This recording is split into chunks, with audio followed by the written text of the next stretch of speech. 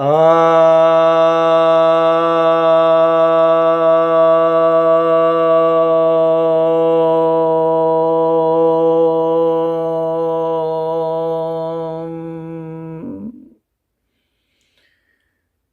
भक्तजनों को सप्रेम नमन। भक्तों, आज मैं आपके समक्ष श्रीमद् भगवद गीता के 10वें अध्याय के 25वें श्लोक पर प्रवचन सुनाने जा रहा हूँ। भगवान कहते हैं, श्री भगवान उवाच, महर्षिणां भृगुरहं गिराम् अस्म्येकम् अक्षरम् यज्ञानां जपयज्ञो अस्मि स्थावराणां हिमालयः। अर्थात महर्षियों में मैं भृगु हूँ और ध्वनियों में एकाक्षर में, वाणी के एकाक्षर में मैं ओंकार हूँ और यज्ञों में मैं जप यज्ञ हूँ और अस्थिर रहने वाले में मैं हिमालय हूँ। तो यहाँ पहले समझते हैं महर्षि को कि महर्षि किसे कहते हैं। महर्षि अर्थात महान ऋषि। और महान किसे कहते हैं? महान वह जो अपरिमित हो, जो स्वयं से उत्पन्न हो, जिसमें तमाम रिद्धि सिद्धि उपलब्ध हो, ऐश्वर्य हो, जिसे परिमाण में नहीं नापा जा सके। और ऐसे जो महर्षि हैं वो ऐसे जो हैं वो महान कहलाते हैं। तो जो स्वयं से उत्पन्न होता हो, जो अपरिमित हो, जो परम ऐश्वर्यवान, तो यह जो है भगवान का टाइटल है, भगवान की उपाधि है। यानी महान सिर्फ परमेश्वर है और ऋषि वे हैं जो उस महान की खोज में लगे हैं। यानी उस महान की खोज में, यानी परमेश्वर की खोज में जो लगे हैं उन्हें महर्षि कहते हैं। तो ऐसे महर्षि सदैव होते आए हैं और होते ही रहेंगे, परंतु उनमें से श्रेष्ठ भृगु को कहा गया है। और भृगु ऋषि जो हैं वो ब्रह्मा के मानस पुत्र कहे गए हैं और ब्रह्मा के मानस पुत्र होने के साथ साथ वे मंत्र दृष्टा भी रहे हैं, वे गोत्रों के भी प्रवर्तक रहे हैं।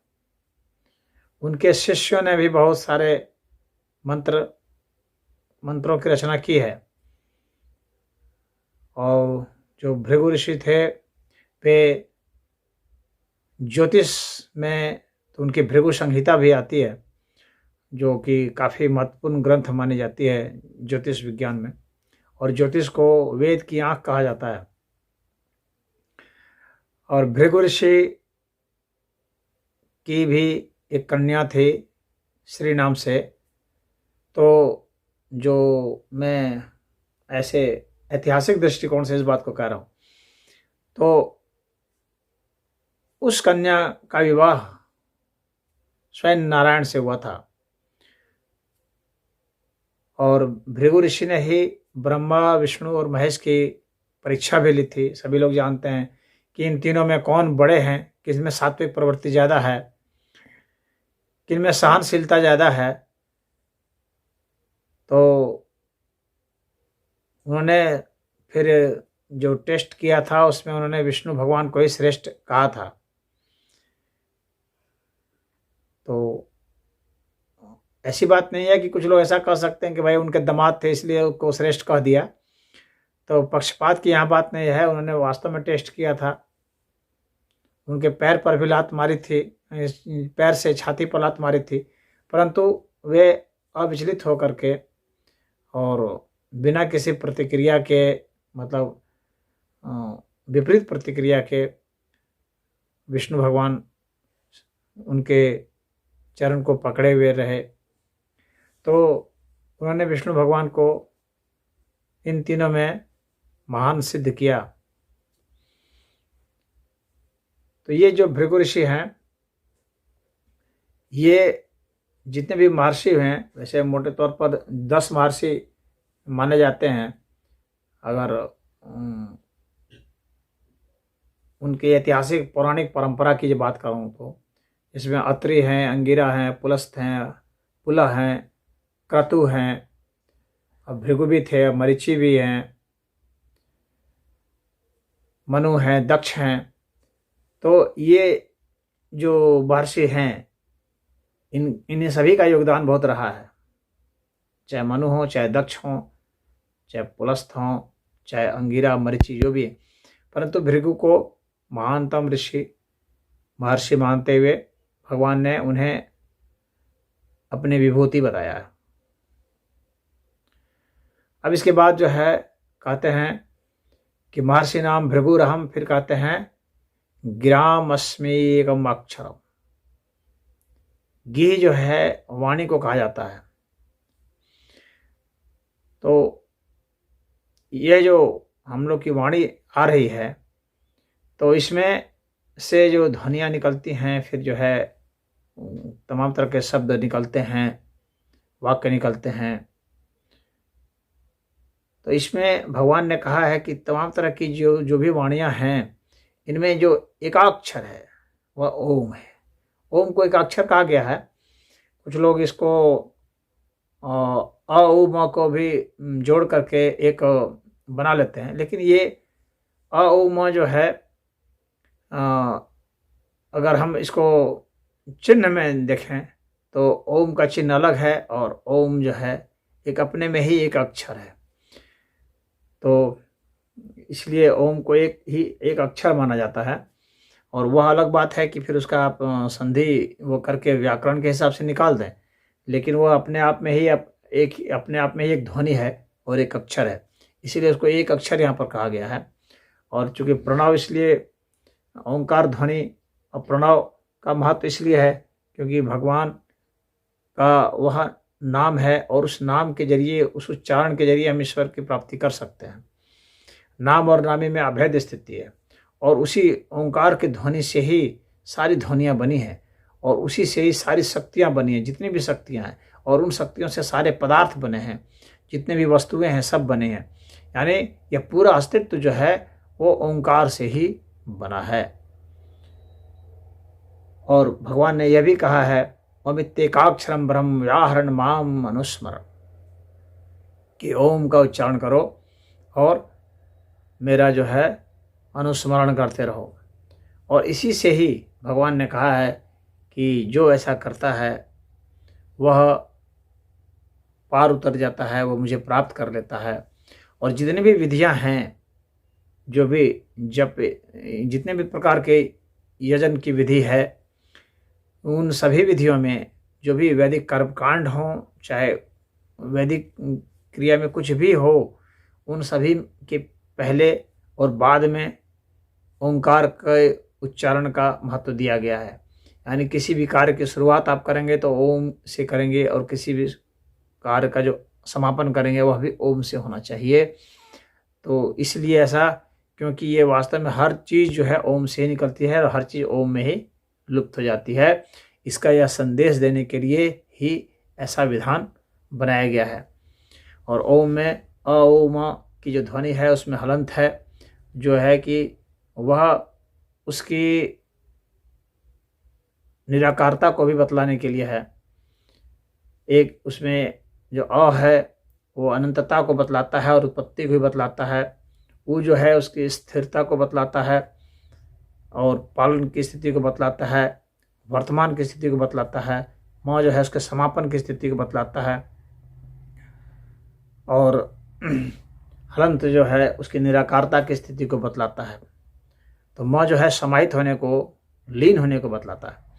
तो इस तरह से यह ओम ध्वनि है।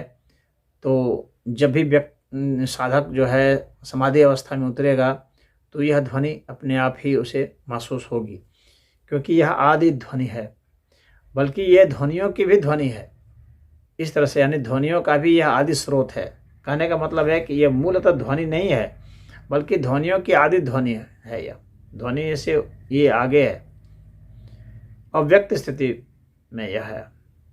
जो कि उस वक्त ही व्यक्त होता है जिस वक्त व्यक्ति समाधि में अवस्था में उतरता है, अन्यथा यह व्यक्त ऐसे नहीं होगा। और ये ओम से ही वेदों में जो है ओम का बताया गया है। प्रणव को भगवान ने अपना स्वरूप बताया है वेदों में।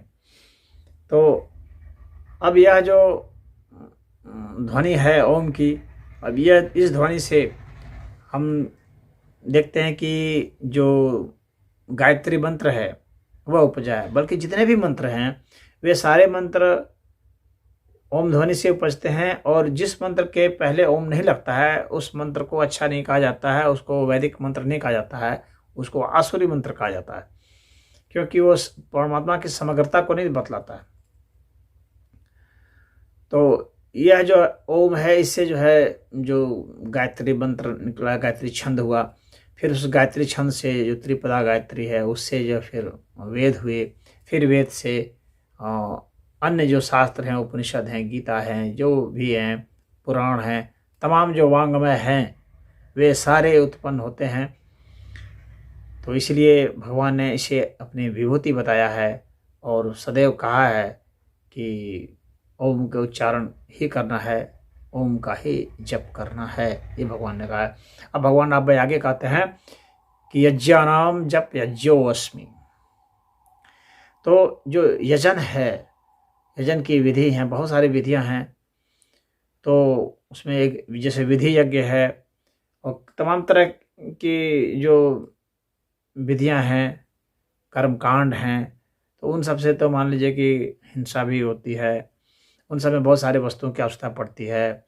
किसी आपको पुरोहित को बुलाना पड़ेगा, बहुत सारे खर्चे भी होंगे, उसके लिए मुहूर्त और समय ढेर सारा चीज़ देखना पड़ता है और उसमें त्रुटियां भी रह जाती है।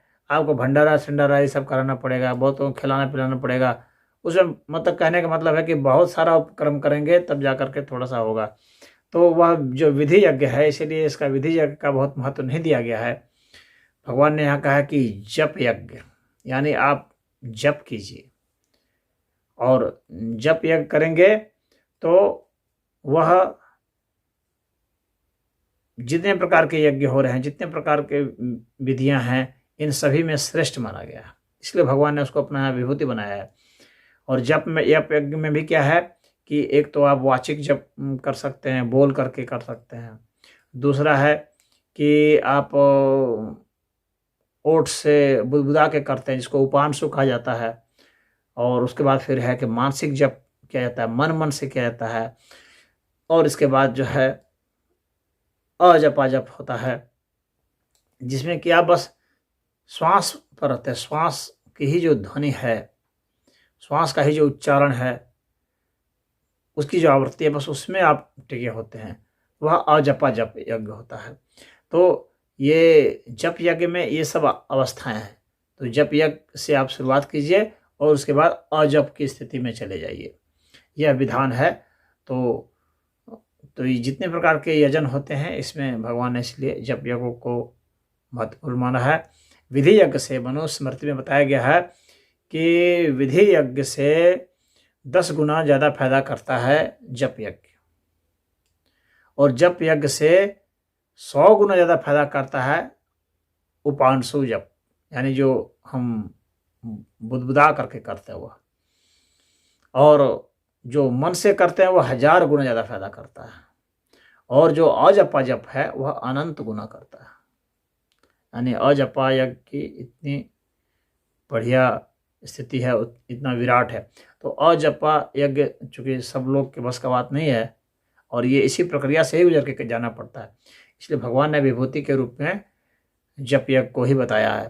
तो इसकी ये साधन प्रक्रिया है, जिसमें कि आप धीरे धीरे पहले वाचिक करेंगे, फिर उपांशु करेंगे, फिर जो है मानसिक करेंगे, और फिर जो है अजपा में उतरेंगे। और जप में भी कौन सा जप, आप चूँकि जप तो बहुत सारे मंत्र हैं, तो उसमें ओम का है, या हरे राम राम राम हरे हरे, हरे कृष्ण कृष्ण कृष्ण हरे हरे, यह भी बहुत बड़ा मंत्र है। और जितने वैष्णवी हैं, जो कृष्ण भक्त हैं, जो गीता के मानने वाले हैं, भगवान कृष्ण को मानने वाले हैं, वे सभी हरे राम राम राम हरे हरे, हरे कृष्ण कृष्ण कृष्ण हरे हरे, यही जो है मूल मंत्र है। इसी मंत्र को लोग जपते हैं। तो या तो ओम जपिए या तो इसको जपिए। तो यह यहाँ पर भगवान ने बताया है। और फिर कहते हैं कि स्थावरणाम हिमालय, तो अब स्थिर रहने वाला मैं हिमालय हूँ। तो यहाँ पर कुछ लोग ऐसा भी आपत्ति करने वाले भी कहते हैं कि हिमालय तो स्थिर नहीं है, हिमालय तो खुद ही जो है हिमालय की चोटियाँ उठती हैं, वो बढ़ रही हैं, तो स्थिर कहाँ है। तो यहाँ पर स्थिर का मतलब यह नहीं हो गया कि उसको एब्सोल्यूट रूप से संपूर्ण रूप से स्थिर होना, पूर्ण रूप से स्थिर होने की बात भगवान ने कही है। क्योंकि यहाँ तो स्थिर न पृथ्वी है, न सूरज है, न चांद है, न तारे हैं, ये सब गतिमान है। तो जब पृथ्वी गतिमान है, सूरज गतिमान है, तो भाई हिमालय क्यों नहीं गतिमान होगा।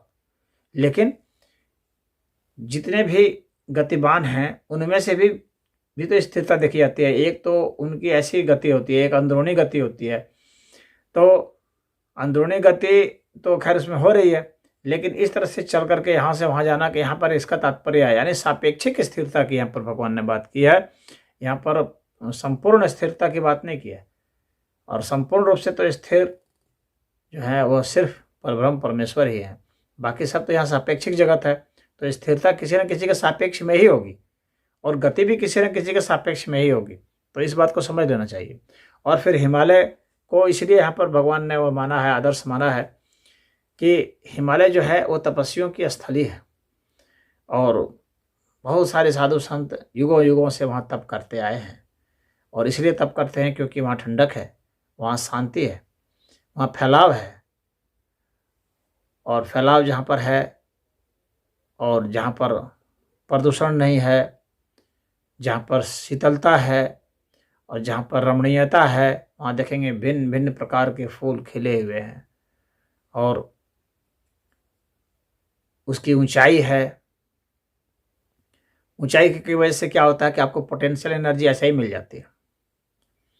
तो पोटेंशियल एनर्जी जब आपको मिल जाती है, तो वह जो आपको मिलती है क्षितिज ऊर्जा, इसके साथ साथ वहाँ पर शीतलता है, व्यापकता है, शुद्धता है, पवित्रता है, और वहाँ पर ऑक्सीजन का लेवल भी कम हो जाता है। तो ऑक्सीजन का लेवल कम हो जाने से क्या है कि आप बहुत ज़्यादा नहीं सोएंगे, और आपको लगातार हल्का हल्का कुछ कुछ दर्द भी होता रहेगा, जिससे कि आपकी एकाग्रता बिल्कुल बनी रहेगी।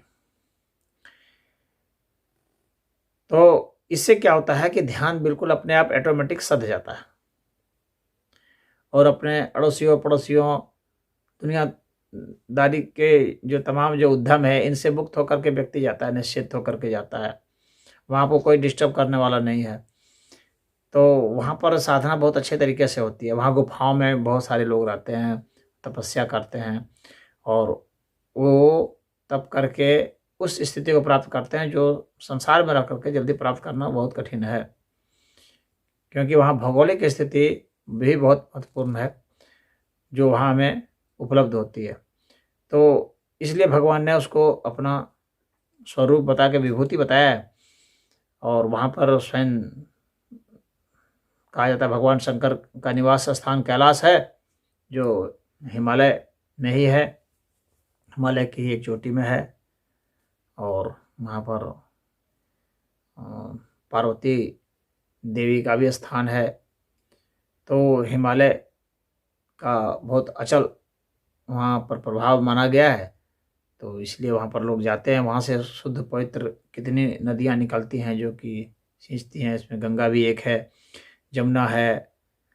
तो जो प्रमुख प्रमुख नदियाँ हैं जो हिमालय से आती हैं, उसकी जलधारा भी हमें पवित्र करती है, और हमारे कल्याण के लिए भी है कि लोगों के जीवन यापन को भी बहुत अच्छा से सुदृढ़ करती है। भारत की जो आर्थिक व्यवस्था है, और उधर चीन तरफ भी जो नदियाँ निकली हैं हिमालय से, तो हिमालय से बहुत तरह की नदियाँ निकली हैं बहुत दिशाओं में, और सभी अच्छे हैं, और सबसे जनजीवन को बहुत लाभ पहुंचता है।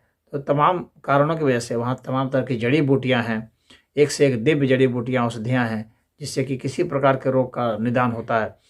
तो हिमालय का गुणगान हर जगह पर है, इसीलिए तो उसको भगवान ने अपनी विभूति बताया।